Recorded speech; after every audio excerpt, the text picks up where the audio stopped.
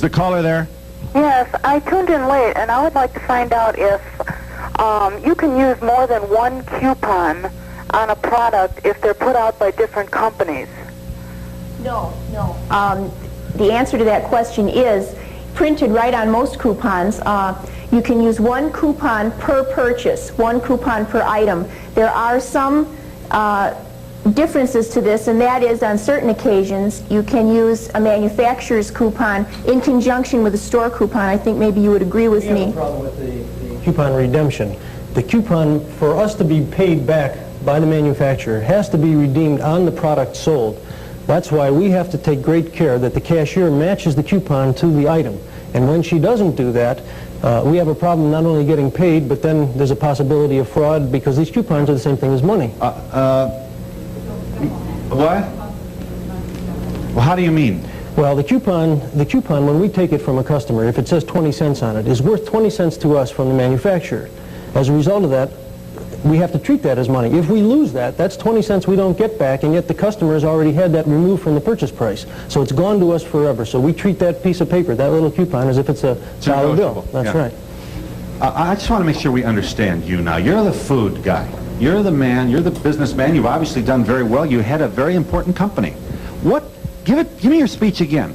Yeah, I know you're on a very small diminishing profit margin. I've heard all of your colleagues tell us about how it's really rough in your business. There are stores that are closing, etc. Do you want to get rid of couponing?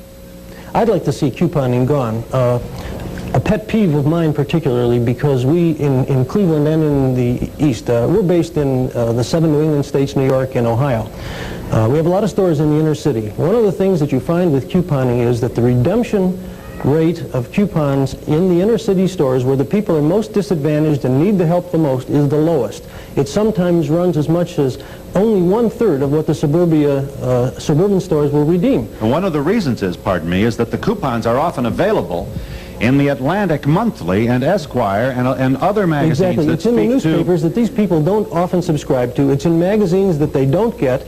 And in point of fact, what happens when the suburbia redeems the coupons is that it goes into the cost base of the whole industry, and yet everybody across the board has to pay for that. I can't ignore this. I'm sorry. I have to jump in here just a little bit because as well as representing the consumers of the Western world, which I feel is my responsibility, I feel that I also have to jump in and represent the manufacturers a little bit here because they have no representation. So if I might take a stab at it, according to Dr. Roger Strang, who is an authority on couponing as well, has a book out that's very recent, and also according to your U.S. Department Please identify of Dr. Agriculture. Strang. He made a study on couponing underwritten by the A.C. Nielsen Company, which is the single largest operator of a coupon clearinghouses in the United States. Mr. And the coupon clearinghouses are making a fortune out of these people in your audience. And you want Let to her be make honest her with point. them? Let them be honest with them. Let her make her Mr. point. Haggett, I could sit here and I could undercut every authority and statistic that you will also bring forth, but I will give you the courtesy to represent yourself as well. According to several surveys done, and also this coincides with facts that are brought forth by the U.S. Department of Agriculture, which I believe is not underwritten by the A.C. Nielsen Company. According to the current statistics, according to all of the figures developed on couponing, the cost of couponing to the consumer on products that the coupons are printed for, all right, not all products. The cost is 0.6%, which means if you are buying a coupon item that costs $1, 0.6 penny is what you are paying for the couponed item. Now, 2/3 of this is returned to the consumer. I didn't bring my notes. Yeah. 2/3 of this is returned to the consumer in the form of a return on your purchase when you use the coupon. Now, one more point that I can't ignore. Coupons are a form of advertising like television commercials. The advertising runs the Western world. The main point here is that I cannot take a television commercial to his grocery store and save money.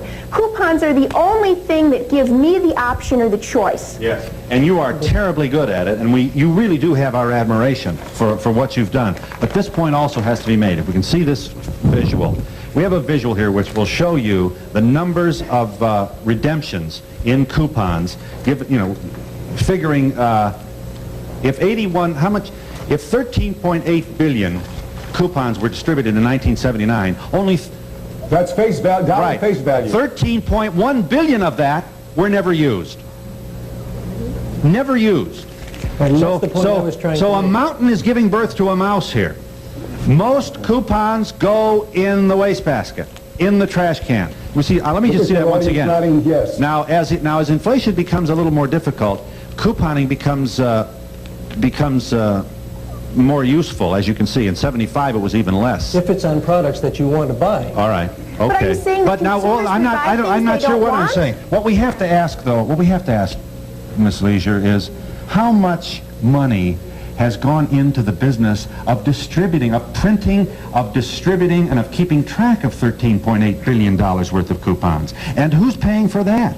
And out of all the coupons that are distributed, it looks like you and maybe 5 other people are really making a living out of it. No, you're wrong. 80%, and this is again according to AC Nielsen, who Mr. Nygut does not feel is a good authority, but they are the #1 authority on coupons as far as I'm concerned. But he wants you at least to be on record as saying that AC Nielsen also makes some money in the couponing industry. Okay. They And then he just certainly wonders do. about the objectivity of their surveys. That's all. I see. I'll give She you... has just said that AC Nielsen is authority as far as she's concerned. There was an executive of AC Nielsen Company who I quoted from this magazine who was saying that Jan Leasures and others like her are going to put refunding and couponing out of the business because they are encouraging consumers to use coupons, and the manufacturers don't want these ladies to use coupons or refunds. Isn't that true that the more information we get, the more advice we get from you, the better strategists we become with coupons?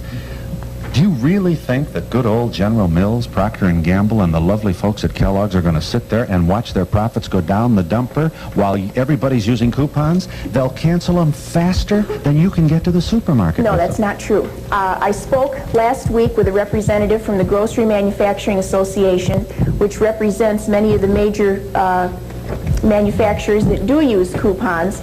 They feel that the better educated the consumers become, and the more that they take advantage of coupon promotions. Now you have to remember that this is stimulating the economy because you are purchasing products. This allows them to mass produce their products. If they're making 1 box of detergent, you can imagine how much more expensive it would be than if they can make 10 million boxes. The unit cost to you is lower. Even television commercials, which are extremely expensive and more wasteful than coupon promotions, really, in essence, lower the unit cost of products.